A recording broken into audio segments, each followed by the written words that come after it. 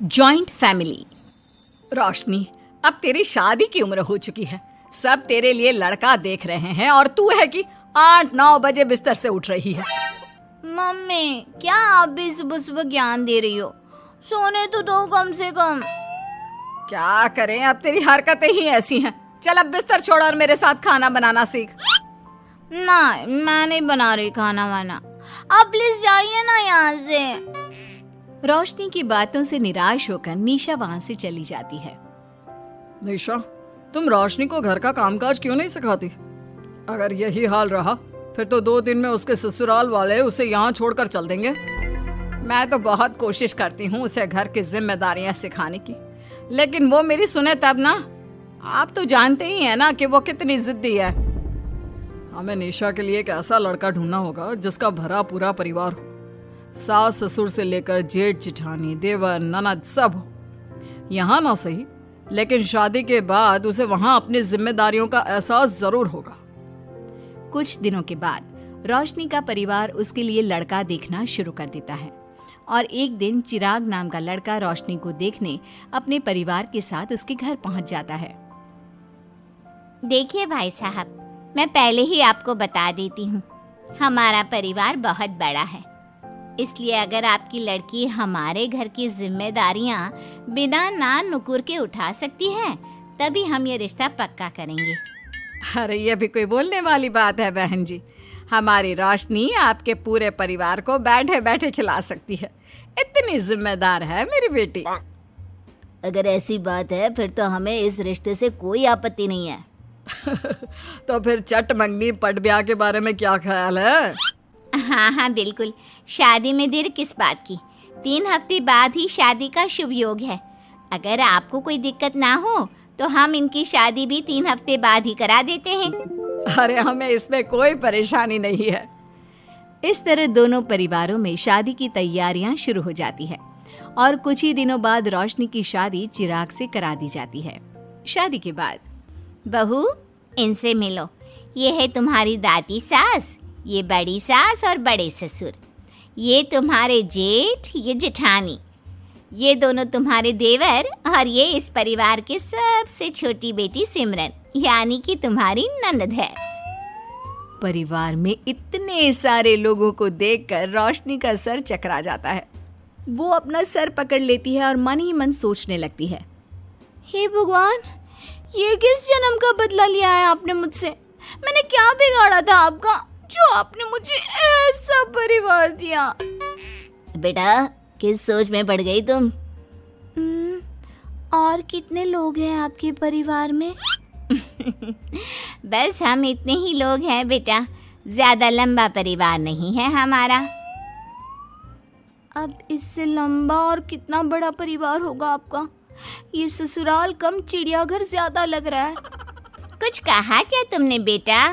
नहीं मम्मी जी, वो मैं बहुत थक गई हूँ, तो क्या अब मैं सोने जा सकती हूँ? हाँ, क्यों नहीं बहू। चिराग, बहू को अंदर कमरे में लेकर जा। जी माँ। चिराग रोशनी को अंदर कमरे में लेकर जाता है। चिराग, मुझे यहाँ नहीं रहना, मुझे अलग रहना है। ये तुम क्या बोल रही हो रोशनी? अभी तो आई हो तुम और अभी अलग होने की बात कर रही हो। परिवार वालों को पता चलेगा तो कितने दुखी होंगे वो लोग। मुझे नहीं मतलब किसी से, और इसे तुम परिवार कहते हो? ये परिवार कम कोई गली मोहल्ला ज्यादा लग रहा है। रोशनी, अभी तुम नई हो इस परिवार में, इसलिए शायद तुम्हें ऐसा लग रहा है। कुछ दिन में आदत हो जाएगी तुम्हें। चिराग की बात सुनकर रोशनी अपना सर पकड़ लेती है। आपको समझाना तो दीवार में सर पटकना है। मैं सो रही हूँ, लाइट ऑफ मत करना, मुझे अंधेरे में नींद नहीं आती। इतना बोलकर रोशनी बिस्तर पर लेट जाती है। रोशनी को देखकर चिराग का मुंह खुला का खुला रह जाता है। वो भी पैर पटकते हुए बिस्तर के दूसरे कोने में अपना मुंह मोड़कर सो जाता है। अगले दिन, देवरानी जी, आप उठ भी जाइए, सुबह के 6 बज चुके हैं। सोने दो ना मम्मी, क्यों परेशान कर रही हो? देवरानी जी, मैं आपकी मम्मी नहीं जेठानी हूँ। सुबह सुबह क्या मजाक है मम्मी? इतना कहकर रोशनी अपनी आंखें मसलते हुए उठती है और अपनी जेठानी को देखकर चौंक जाती है। दीदी आप यहाँ? पिछले 1 घंटे से तुम्हें उठा रही हूँ, लेकिन तुम हो कि अब उठ रही हो? लेकिन अभी तो सिर्फ 6 बज रहे हैं, आपने मुझे उठाया क्यों? वो इसलिए क्योंकि आज तुम्हारे इस घर में पहली रसोई है, तो खाना आज तुम्हें ही बनाना होगा ना। क्या? मुझे पूरे मोहल्ले के लिए खाना बनाना पड़ेगा? नहीं रोशनी, तुम्हें पूरे मोहल्ले के लिए नहीं, सिर्फ परिवार के लोगों के लिए ही खाना बनाना है। आपका परिवार किसी मोहल्ले से कम है क्या? कुछ कहा क्या तुमने? हाँ नहीं दीदी, आप चलिए, मैं अभी फ्रेश होकर आती हूँ। आरती वहां से चली जाती है, जिसकी थोड़ी देर बाद रोशनी भी रसोई में जाकर मजबूरी में सबके लिए खाना बनाने लगती है। पूरे 2 घंटे मेहनत करने के बाद उसका खाना बनकर तैयार होता है। वाह बहू, खाना तो बड़ा स्वाद बना है। सच में बहू, तुमने भले ही बहुत देर लगाई खाना बनाने में, लेकिन खाना बहुत स्वादिष्ट बना है। आपके हाथों में तो जादू है देवरानी जी। मैं तो कहती हूँ अब से रोज आप ही खाना बनाया कीजिए, क्यों मम्मी जी? हाँ हाँ बेटा, बिल्कुल ठीक कहा तुमने। रोशनी, आज से रोज तुम ही खाना बनाना। ये सुनकर रोशनी चौंक जाती है। खाना खाने के बाद सभी लोग रोशनी को शगुन का नेक देते हैं और फिर अपने अपने रूम में चले जाते हैं। क्या यार रोशनी, इतना टेस्टी खाना बनाना जरूरी था क्या? अब फंस गई ना तू। ये सब माँ पापा की वजह से हो रहा है, उनके कारण मुझे ये सब झेलना पड़ रहा है। रोशनी गुस्से में अपने रूम में जाती है और अपनी माँ को फोन मिलाती है। मम्मी, मैं आपको कभी माफ नहीं करूंगी। आपने जानबूझकर मुझे इतने बड़े परिवार में भेजा है, जहाँ मुझे सांस लेने की भी फुर्सत नहीं है। हमने ये सब इसलिए किया ताकि तू अपनी जिम्मेदारियां निभाना सीखे। अब मायके की तरह ससुराल में भी अपनी जिम्मेदारियों से मुंह मत मोड़ लेना। मुझे नहीं रहना माँ यहाँ। इस घर में जितने लोग हैं उतने तो हमारे गली मोहल्ले में भी नहीं थे। माँ, मैं आपसे आपकी सारी बातें मानूंगी, पर प्लीज मुझे यहाँ से ले जाइए। बिल्कुल नहीं, अब से वही तेरा सब कुछ है। वहां से भागने के बजाय अपनी जिम्मेदारियां पूरी करना सीख, इससे हमें भी थोड़ी खुशी मिल जाएगी। माँ की बातों से निराश होकर रोशनी फोन काट देती है, जिसके बाद उसकी नजर नेक में मिले पैसों पर पड़ती है और वो फटाफट से बिस्तर पर बैठकर पैसे गिनना शुरू कर देती है। अरे वाह, ये तो पूरे 25,000 रुपए हैं। किसी ने भी 5100 से कम का नेक नहीं दिया। चलो अच्छा है, कुछ तो फायदा हुआ इतने बड़े परिवार में शादी करने का। अब इन सब पैसों से मैं अकेले शॉपिंग करूंगी, बहुत मजा आएगा। शॉपिंग के बारे में सोच सोच कर ही रोशनी अपने बिस्तर पर कूदने लगती है। उसे बिस्तर पर कूदता देख सभी लोग चौंक जाते हैं। भाभी, आप ऐसे क्यों उछल रही हो? छोटी बच्ची हो क्या? अपनी ननद की बात सुनकर रोशनी का मुंह खुला का खुला रह जाता है। थोड़ी देर बाद रोशनी घर में बिना बताए शॉपिंग के लिए निकल जाती है और शगुन में मिले पूरे पैसों को शॉपिंग में उड़ा देती है। शाम में, देवरानी जी कहाँ गई थी आप?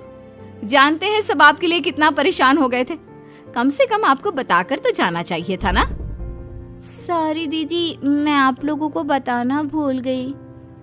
वैसे इतने सारे बैग किस चीज के हैं? तुम शॉपिंग करने गई थी क्या? हाँ दीदी, वो आज नेक में इतने सारे पैसे मिले थे ना, तो मैंने सोचा क्यों ना मैं उन पैसों की शॉपिंग ही कर लूं। अरे वाह, ये तो बहुत अच्छा सोचा तुमने। मम्मी, पापा, सिमरन, देवर जी, सब बाहर आइए। देखिए रोशनी हम सब के लिए क्या लाई है। रोशनी कुछ समझती उससे पहले ही वहाँ सब लोग आ जाते हैं। क्या हुआ आरती बहू, क्यों चिल्ला रही हो? अरे देखिए ना माँ, रोशनी हमारे लिए शॉपिंग करके आई है। वो देखिए रोशनी हम सब के लिए कितने कपड़े लेकर आई है। आरती की बात सुनकर रोशनी के पैरों तले जमीन खिसक जाती है। उसके मुंह से एक शब्द तक नहीं निकलता। सच में भाभी, आप कितनी अच्छी हो। बेटा, हम सबके लिए तुझे खरीदारी करने की क्या जरूरत थी? अभी तेरी नई नई शादी हुई है, तुझे अपने लिए लेना चाहिए था ना। एक काम कर, ये सारे कपड़े तू ही रख ले, किसी को कुछ देने की जरूरत नहीं है। चलो कोई तो समझदार है इस घर में। वाह भाभी, कितनी सुंदर ड्रेस है। ये शॉर्ट ड्रेस मुझे पता है आप मेरे लिए ही लाए होंगे, है ना? इसे मैं रख लेती हूँ। माँ, रोशनी इतने प्यार से सबके लिए कपड़े लेकर आई है, हमें मना नहीं करना चाहिए। तू सही बोल रही है बेटा, उसका मन रखने के लिए मैं ले लेती हूँ 1-2 साड़ियाँ।